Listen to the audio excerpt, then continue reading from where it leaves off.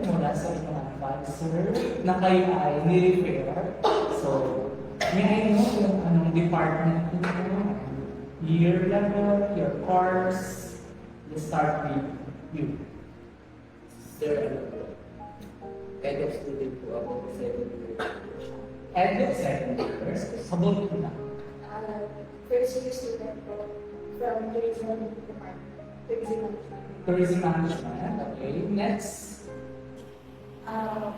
Financial arts and science. And how about you? From Education, third year. Okay, so thank you for being here today. I know it takes time and courage na pumunta dito dahil kayo na-recommend natin yung mga advisor. So at this time, our goal is to have a safe space. So bago tayo magsimula, I would like to introduce myself. I am Sir Jack, and I will be your guidance counselor. So before we start, I want to remind everyone that this is a safe and confidential space for everyone. So let me read the guidelines or our ground rules for this time. So number 1, maintain confidentiality. Number 2, show respect to each and everyone. Next, we have to participate actively sa ating bibili ng mga assessment and activities. And of course, support and empathize with each other. So, pwedeng damayan ng bawat isa, damayan sa mga activity na aking ibibigay. So, does everyone agree with these rules? Okay, so let's begin. So, maaari kayo share or maaari na kayong magsimula kung ano gusto natin pag-usapan. Actually, sir, medyo kinakabahan at iiyak ako dahil hindi ako sanay na sabihin yung problema na meron ako. Kaya at the same time po, hindi ko rin po kilala yung mga tao na kasama ko dito. Okay, so that's normal, right? Hindi ko na ako. Anyone? Sir, hiya po, kinakabahan. May makikinig po sa harap. Thank you. How about the Luffy? Ako, sir, first time ko parang mag-experience yung meron social media sa mga ko. So, hindi ko alam kung mag-issue ko siya ng pero I'll try my best po na ma-issue siya sa mga ko. Sir, para sa akin po, hindi po ito madalang sabihin, pero gusto ko po mag-open up. Alam ko po kasi yung natutulungan ko. All your feelings is valid. So ngayon, ating pag-uusapan ng inyong mga naranasan. So according sa referral form from your advisor, ang sabi dito, kayo ay na-experience ng harassment, specifically sexual harassment. Ha? So meron na po dito mga hinihanda ng activities. So you may get one pass. So when you say sexual harassment, yung naranasan ninyo, it refers to unwanted sexual behavior such as touching, pamilipo, ayan, halimbawa, physical, verbal harassment. So, importante na dapat tandaan natin na kayong mga biktima na ito ay walang kasalanan. Sa pagkakataong ito, meron akong inihanda na mga papel. Isulat niyo po lahat dyan, lahat ng gusto niyong sabihin. So this activity will help us to feel more comfortable to each other. We will start by trust in building. We call this pair activity. Or i-prepare po kayo by twos. So para hindi tayo mahirapan, ang i-prepare natin is Jason and Edwin and Caleb and Aline. So, ang gagawin niyo is susulat niyo lahat sa papel na yan. Lahat ng nararamdaman niyo, gusto niyong sabihin na hindi niyo nasabi verbally. So, I'm going to give you at least 3 minutes of your and after 3 minutes, individually, kakapasahin ko kayo kung ano pakiramdam na magsulat, masabi ninyo literally, no, not verbally. Namahalaga kasi na kahit hindi niyo sabihin na orally, masabi niyo masulat mo yung nararamdaman.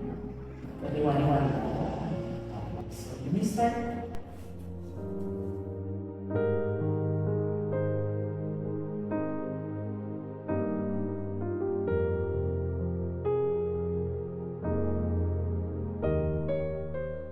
Alright na. So, pwede na siguro tayo magsimula para sa sharing and it's like open forum na rin. This is your time na sabihin na So, okay, Edwin. So, ayun na. Napansin ko kanina, mukhang iwasan mo yung pamilya ni Jason. Actually, sir, medyo may naaalala kasi ako. Kaya, hindi ko kasi ako sanay na hinahawakan. So, may experience po kasi ako nung bata pa ako na akala ko normal lang siya. Pero, habang nagkakaedad ako, hindi pala siya normal na ginagawa na isang kamag-anak. Ano ba yung nangyari sa'yo? Actually, sir, nung bata po ako, malapit po kasi ako sa tito ko. So, akala ko po, normal lang po yung ginagawa niyang pag-akbay sa akin. Normal lang po yung paghawak niya po sa akin sa braso, sa buhok ko. Akala ko po normal lang yun hanggang sa madalas niya na po itong gawin. Nung nag-high school ako, parang iba na yung talagang ginagawa niya. Umaabot na din po sa point na kapag inaakbayan niya ako, medyo nasasabi niya po itong maselang part ko sa hinaharap ko. So, hindi ko po alam kung normal pa yun. Pero, hinahayaan ko lang baka po magalit siya sa akin kapag medyo lumayo yung loob ko sa kanya. Pero, lately lang po kasi, sir, ito po yung talagang ang hirap na natanggapin. Kasi ito yung hindi ko po ina-expect, sir, na nagagawin niya sa akin. Kasi di ba, sir, pagka pamangkin, pagka pamilya, ay dapat hindi ganun yung treatment or hindi ganun yung gagawin. Pero ang nangyari kasi, sir, habang natutulog po ako sa kwarto, and then medyo naalimpungan ako na parang meron akong nararamdaman sa katawan ko na may humihipo sa part ko ng hita ko, ng part ko dito sa medyo taas ng bahagi ng katawan ko. So doon ako nagising, sir. So hindi ko po alam kung ano po yung gagawin ko kasi kapag hindi ko gagawin po yun ng tito ko, ang gagawin niya daw po, gagawa daw po siya ng masama sa nanay ko. Kasi po yung papa ko nasa ibang bansa eh. So hindi ko po alam kung ano yung gagawin ko. Pero after that, sir, umalis naman na po siya. Kaya lang yung takot po na naiwan po sa akin, hanggang ngayon hindi ko po siya maalis. Kaya kanina po nung hinawakan po ako ni Sir Jason, talagang parang bumabalik po yung mga nangyari po sa akin. Yung sir. So, ang nararamdaman mo ngayon ay every time na may lalaki na katabi mo, at pakiramdam mo, may trauma ka na dahil sa ginawa ng tito mo sa'yo especially. At kung hindi niya ginawa yun, possibility na gawin niya sa nanay mo kasi malayo ang makakulong ko sa exercise. So, hindi dapat natin ito baliwalain. Dahil ang nangyayari sa'yo ay ibig sabihin harassment habang ito ay natutulog. Okay? And thank you for being honest. I hope na isang pakiramdam mo na sa mo lahat ng gusto mong sabihin. Naisulat mo dyan. How about you, Jason? Ano yung naisulat mo dyan? Hindi ko alam kung paano ko sisimulan. Medyo professional po kasi sa last year po, nung second year po ako,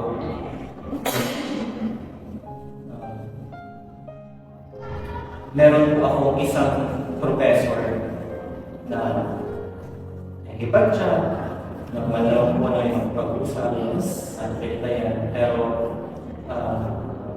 sinabi po niya na ipapasa daw po niya ako sa subject niya, hindi ko na kailangan pumasok, basta pumayag po ako sa kanya na makipag-sex. Hindi po ako pumayag kasi alam ko naman kung kaya kong ipasa yung subject na yun. Pero pagkatapos po nung semester na yun, nakita ko na lang po na bagsak po ako. Masakit po kasi ginawa ko naman po lahat. Nagpapakuyat po ako para mag-review, sumagot sa mga exam, gumawa ng mga activities. Pero parang wala pong nangyari. So that is an abuse of authority bilang si teacher. Hindi lang teacher mo, right? So ngayon, nasundan ba yung pangarap na makipagtali para ipasa sa Actually, sir, yes po. Actually, ngayon po, sir. Kaya pumayag ka na. Hindi pa rin po. So, yung naranasan mo ay ibig sabihin pamimili, tama ba? Dahil lang gusto mo umasa, ipasa ka niya, may mangyayari talaga o may kapalit, tama ba? So, yung naranasan mo na ay hindi biro, tama, Jason and Ellie? So, let's proceed naman sa kwento ni Aline. Actually po, sir, habang sinusulat ko yung mga nangyari, hindi ko po maiwasan na maniwala ka. Kasi base sa narinig ko kay Ma'am Emily, meron kaming konting similarities na sa amin na yung tito ko, alam ko na binidyohan ako habang naliligo po ako. Na matagal ko po siyang, kumbaga po sir, close kasi kami eh. Lahat po ng utos niya, sinusunod ko. Kung ano man yung gusto niya, binibigay ko po kasi mahal ko po yung asawa niya, yung tita ko po talaga. Hindi ko po i-expect na makikita ko na binibigyan niya ako ng nakahubad ako. Nang mali, nakita ko na lang yung camera niya na nakatutok sa bintana, which is yung bintana na yun, abot naman din talaga niya. Tapos tinanong ko bakit niya yung ginawa, anong reason niya, tapos dinedenay niya hanggang sa umiyaw ako sa banyo. Sabi ko, anong ginawa ko? Bakit? Bakit mo ako binibidyohan? Bakit mo ako ginaganito? Ano bang ginawa ko sa'yo? Tinulungan kita sa lahat ng mga bagay na pinakikisuhin mo sa akin. Ganyan mo ba ako tingnan? Pinamaling mo ba ako? Tapos, dumating po sa point na nag-walk out ako, nakita yung tita ko, umuwi ako sa bahay namin. Nakita ko yung pinsan ko, tinanong niya ako, ano nangyari sa'yo? Bakit ka umiiyak? Sabi niya po, hindi ako makapagsalita. Hanggang sa sinabi niya, hindi mali, magsabi ka. Tapos sinabi ko po sa kanya na, ate, hindi ko po kaya. Kasi yung asawa ni tita, naliligo ako, binibidyohan niya ako. Tapos po, sir, pinuntahan ako ng asawa niya sa kwarto ko, nag-usap kami. Tinanong ako ng asawa niya, anong ginawa na dito ko sa'yo. Tapos nasabi niya, may ginawa pa siya sa'yo. Tapos sabi ko, alam ko po na mababang asawa ko siya. Sabi ko ganyan. Pero, binidyohan niya po ako. Tapos, hinaras niya ako. Tapos, hindi po siya makapaniwala. Hanggang sa nagsabi po ako sa magulang ko. Pero, binabaliktad po ako ng tito ko na gawa-gawa ko ng yung kwento na yun. Tapos, ang masakit po doon, sabi nila sa akin, ilihim ko daw po yun kasi nasa ibang bansa yung tatay ko. Tumahimik na po ako. Nakiusap sila sa akin lahat na huwag kong ipagkalat. Na huwag daw ako magsalita. Hanggang sa lumipas yung 5 taon.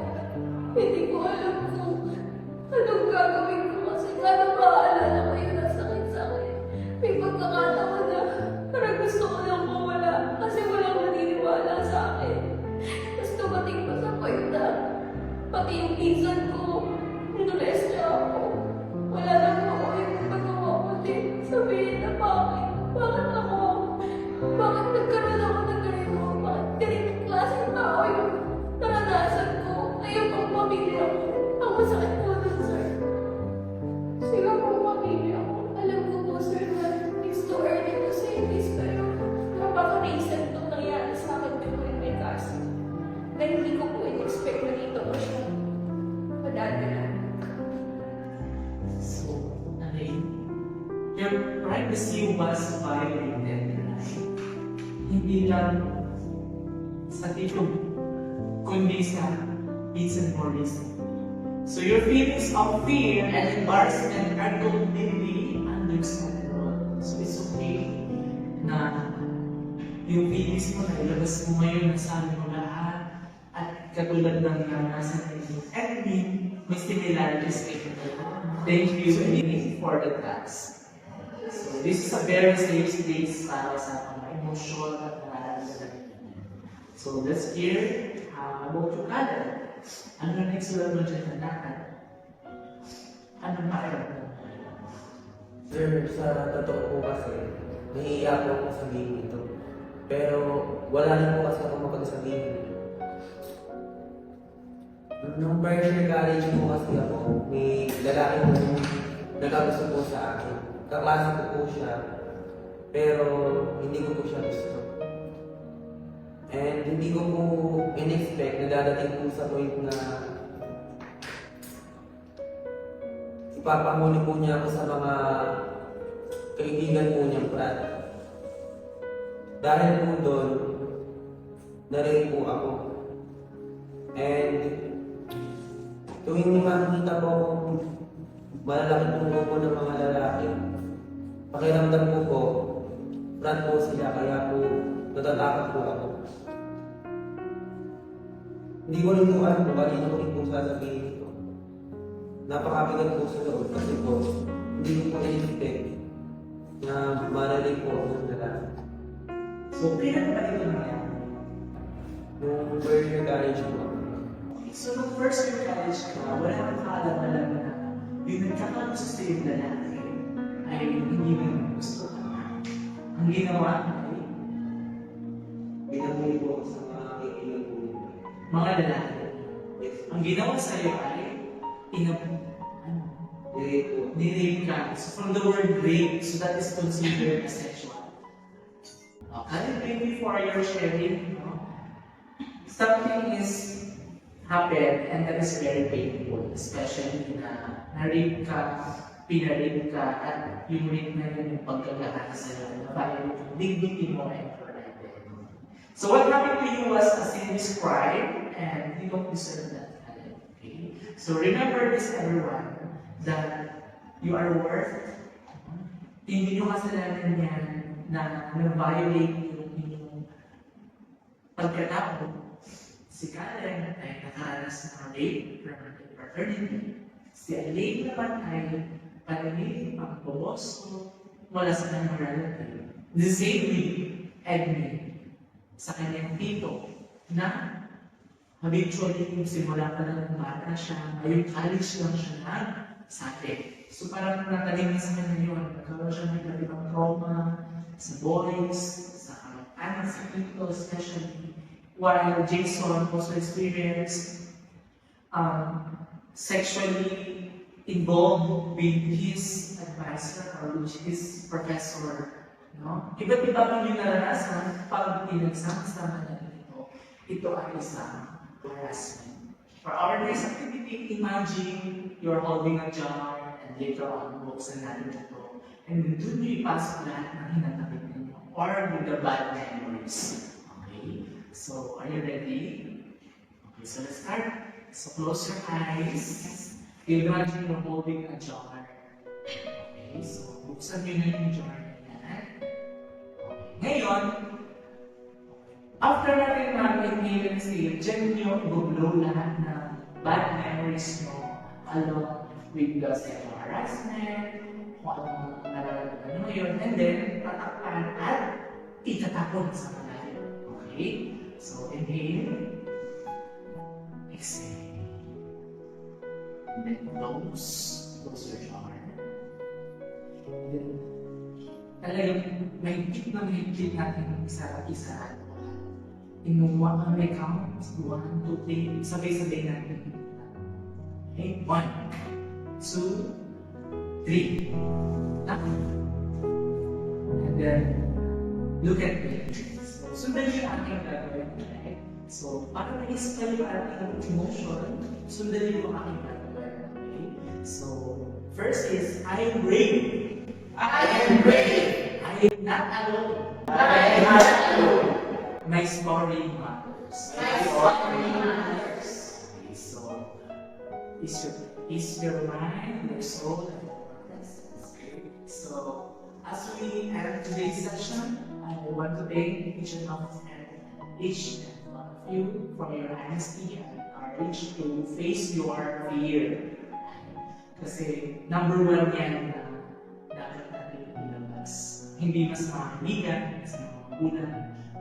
Pero sa akin ay nagkapagkita na mas nag-open na sa akin. So let's do our final reflection. What we're going to do is, I'm going to ask you and then tell me kung naisbay yung pagkakaroon ninyo. So we'll start with Jason. Kamusta ka naman, Jason? Ako po, natutunan ko muna huwag sariling ang mga bagay-bagay. Maayos na magkwento para mabuwasan ang dinadala talaga. How would you end? Thank you, sir, kasi akala ko mag-isa ko lang yung ganun na nararanasan. Pero nung narinig ko po yung story po ng mga kasama ko po dito, hindi po pala ako nag-iisa lang. At salamat, sir, kasi medyo lumuwag po yung bigat na naman sa puso. How would you handle? Sir, medyo gumaan po yung pakiramdam ko po. Kasi po, matagal ko din po itong sinarili. Dati po kasi wala po akong masabihan ng mga ganitong bagay. And alam ko po kasi sa inyo po, hindi po ito lalabas. Kaya thank you po, sir, at nangintindihan po ako at sinuportan niyo po. Thank you po. How would you end? Ayun sir, madami na akong natutunan na lesson at hindi madali yung pinagdaanan namin pero thankful pa din kami na patuloy ko yung maraming sa buhay. And thank you sa group process ko na ito at group counseling with you sir. Nawa po mas marami pa po kayong matulungan. It's my honor to serve at the house with each and every one. So thank you for trusting and sharing. What you experience is not your fault, right? And I'm here to support you. My door is always open if you need someone to talk to. And remember, everyone, healing is a possible and support is always available. Okay? So I will set another session for Kamustahan and our follow-up session. And if you want to add more detailed with your experience, you can talk to me. And thank you.